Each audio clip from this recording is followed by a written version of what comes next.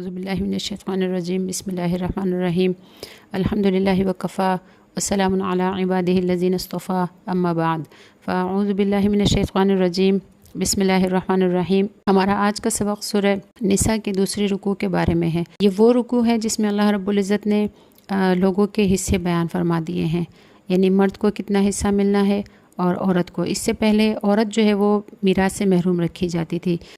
رکوع اللہ تعالیٰ نے نازل فرما کر اس میں اللہ تعالیٰ نے عورتوں کو ان کا میراث میں حق جو ہے وہ عطا فرما دیا ہے۔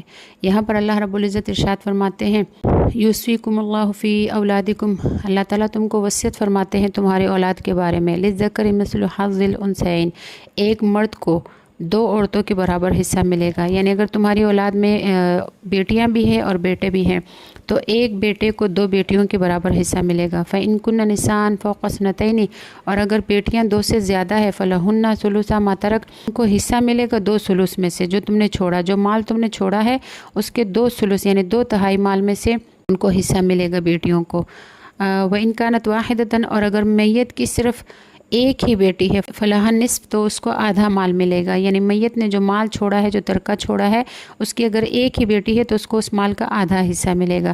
ولی ابویہ لکل واحد منہما السدس، اور میت کے جو والدین ہیں ان میں سے ماں اور باپ ہر ایک کو چھٹا حصہ ملے گا، مما اس مال میں سے ترکہ جو میت نے چھوڑا ہے۔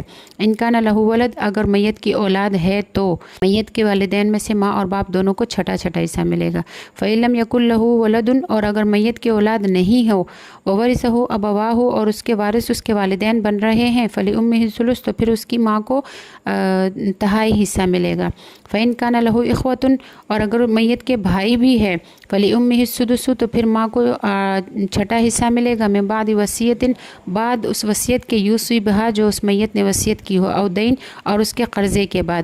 یعنی اگر میت پر قرضہ ہے تو اس کا قرضہ اس کے کل مال میں سے جو اس کا ترکہ ہے اس میں سے سب سے پہلے اس کا قرضہ ادا کیا جائے گا۔ اس کے بعد اور اس نے کوئی وصیت کی ہوگی اپنا مال کسی خیراتی ادارے یا کسی کو بھی دینا چاہا ہوگا تو اس کے کل مال میں سے صرف تہائی حصے میں اس کی وصیت نافذ ہوگی۔ اس کے بعد جو میراث بچے گا، جو مال بچے گا، وہ اس کے رشتہ داروں پر ایسے ہی تقسیم کیا جائے گا جیسے کہ یہاں پر اللہ تعالیٰ فرما رہے ہیں۔ پھر آگے اللہ تعالیٰ فرماتے ہیں آباؤکم، کہ تمہارے باپ دادا میں سے، وابناؤکم، اور تمہارے اولاد میں سے، لا تدرون ایہم اقرب لکم نفعا، تم نہیں جانتے کہ کون تمہارے لیے نفع کے لحاظ سے زیادہ قریب ہے۔ یعنی تم نہیں جانتے کہ تمہارے باپ دادا میں سے اور تمہارے اولاد میں سے کون تمہارے حق میں زیادہ بہتر ہے۔ اسی لیے اللہ تعالیٰ نے فریضۃ من اللہ، یہ حصے اپنی طرف سے مقرر کر دیے ہیں۔ فریضۃ من اللہ یعنی یہ حصے اللہ کی طرف سے مقرر ہے۔ اللہ زیادہ بہتر جانتے ہیں کہ کون ہمارے ساتھ مخلص ہے اور کون منافقت کے ساتھ ہمارے ساتھ زندگی گزار رہا ہے۔ اس لیے اللہ نے خود اپنی طرف سے اسے مقرر فرما دیا، کیونکہ دلوں کا حال صرف اللہ جانتا ہے۔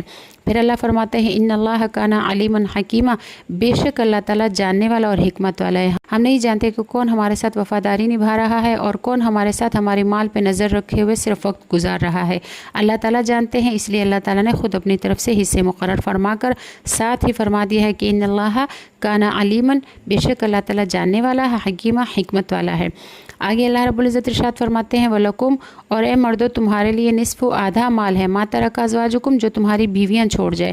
یعنی اگر بیوی فوت ہو جائے تو بیوی کے مال میں سے شوہر کو آدھا حصہ ملے گا، آدھا مال ملے گا۔ إِن لَمْ يَكُن لَهُنَّ وَلَدٌ، اگر بیوی کی اولاد نہ ہو تو۔ فَإِن كَانَ لَهُنَّ وَلَدٌ، اور پھر اگر بیوی کی اولاد ہو، فَلَكُمُ الرُّبُعُ، تو اس کے شوہر کو اس کا چوتھائی حصہ ملے گا مال کا، مما ترکنا، جو وہ بیوی چھوڑ جائے، من بعد وصیت، بعد اس وصیت کے، یوصین بہا، جو اس بیوی نے وصیت کی ہوگی، او دین، اور قرض ادا کرنے کے بعد۔ یہاں پہ بھی یہی ہوگا کہ وصیت صرف میت کے تہائی مال میں سے نافذ ہوگی، باقی مال کا جو کل حصہ ہوگا سب سے پہلے اس کا قرض ادا کیا جائے گا، اس کے بعد وصیت نافذ ہوگی، اور اس کے بعد جو مال بچے گا اس میں سے اگر میت کی اولاد نہیں ہے، عورت کی اولاد نہیں ہے، تو اس کے شوہر کو آدھا مال ملے گا، اور اگر اولاد ہے تو شوہر کو چوتھائی حصہ ملے گا۔ اللہ تعالیٰ فرماتے ہیں وَلَهُنَّ الرُّبُعُ، اور اگر آدمی فوت ہو جائے تو اس کی بیوی کے لیے چوتھا حصہ، مما، اس مال میں سے ترکتم، جو مال تم چھوڑ دو۔ إِن لَمْ يَكُن لَكُمْ وَلَدٌ، اگر تمہاری اولاد نہیں ہے اور تم فوت ہو جاؤ تو تمہاری بیویوں کو تمہارے مال میں سے چوتھائی حصہ ملے گا۔ फ़इन कान लकुम वलदुन, और फिर अगर तुम्हारी औलाद है, फ़लहुन्न सुमुन, तो तुम्हारी बीवियों को 8वां हिस्सा मिलेगा, मिम्मा उस माल में से तरक तुम जो तुमने छोड़ा, में बाद वसीयतिन, बाद उस वसीयत के तूसून बिहा जो तुमने वसीयत की होगी, औ दईन और कर्ज अदा करने के बाद। वइन कान रजुल यूरसु कलाला, और अगर कोई शख्स ऐसा है, कोई मर्द ऐसा है जो कलाला है, अव इमरातुन, या कोई औरत ऐसी है जो कलाला है, वलहु अखुन औ उख्तुन, और उसका एक भाई या एक बहन है, तो फलिकुल्लि वाहिद मिनहुम सुदुसु, तो उनमें से बहन और भाई हर एक को 6ठा हिस्सा मिलेगा। फ़इन कानु अक्सर मिन ज़ालिका, और अगर वो एक बहन भाई से ज़्यादा है, फ़हुम शुरकाओ फिस सुलुसी, तो वो सब एक सुलस में शरीक होंगे, मिन बाद वसीयतिन, बाद उस वसीयत की युस्वा बिहा जो उस कलाला ने यानी उस मैयत ने की होगी, औ दैन, और उसका कर्ज अदा करने के बाद, गैर मुज़ार, बग़ैर किसी को तकलीफ़ दिए। यानी ऐसा नहीं करना कि किसी को तकलीफ़ दो, एक कहे कि मेरा हिस्सा कम है तो दूसरे का हक़ मार जाए, ऐसा नहीं करना। वसीयतम मिन अल्लाह, ये वसीयत है अल्लाह की तरफ से, वल्लाहु, अल्लाह ताला अलीम, जानने वाला है, हलीम, तहम्मुल वाला है। यहाँ पे कलाला की बात हुई है। कलाला उस शख्स को कहा जाता है, चाहे वो मर्द हो या औरत हो, उसको कहा जाता है कि ऊपर से जिससे उसकी नस्ल चली है वो भी नहीं है, और नीचे से जिससे उसकी नस्ल चलनी है वो भी नहीं। वो लोग जिनसे वो पैदा हुआ है वो भी मौजूद नहीं है, यानी उसके आबा व अजदाद, और जिनसे उसकी नस्ल चलनी है वो भी नहीं, यानी उसकी औलाद, दोनों में से कोई भी मौजूद ना हो। तो अगर उसका एक बहन और भाई है तो उसको दोनों बहन भाई को जो है 6ठा हिस्सा मिलेगा। और अगर वो एक या दो बहन भाइयों से ज़्यादा है तो फिर वो सब एक सुलुस में शरीक होंगे। ये कलाला का हुक्म है। आगे अल्लाह ताला फरमाते हैं, तिल्का हुदूदुल्लाह, ये अल्लाह ताला की हुदूद है। वमन युति अल्लाह, और जो ताबेदारी करे अल्लाह ताला की, व रसूल, और उसके रसूल की, युदखिलहु, तो अल्लाह ताला उसको दाखिल करेगा, जन्नातिन, बागात में, तजरी, जारी होंगी, मिन तहतिहल अनहार, उनके नीचे से नहरें, खालिदीना फी, हमेशा वो उन बागात में रहेंगे, वज़ालिकल फौज़ुल अज़ीम, और ये बहुत बड़ी कामयाबी की बात है ये जन्नत के बागात मिलना किसी को। अल्लाह ताला हमें भी नसीब फरमाए।